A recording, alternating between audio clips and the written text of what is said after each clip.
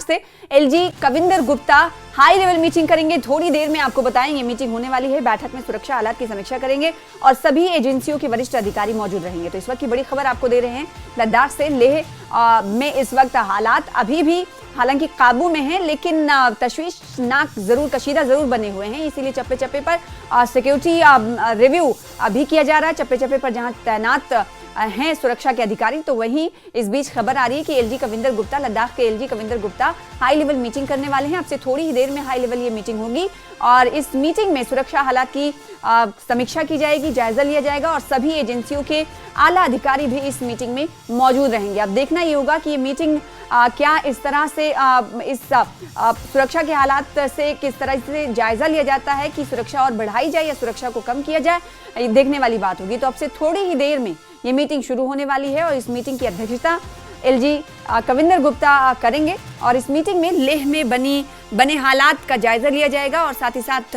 जो security review है उसे देखा जाएगा कि क्या हालात में ढील देनी है या और सख्ती करनी है। तो सुरक्षा से जुड़ी हुई ये मीटिंग है और ये मीटिंग काफी महत्वपूर्ण समझी जा रही है। आज भी आपको बताएं, स्कूल, कॉलेजेस और साथ ही साथ आंगनबाड़ी केंद्रों को बंद रखा गया क्योंकि हालात यहाँ पर सही नहीं थे।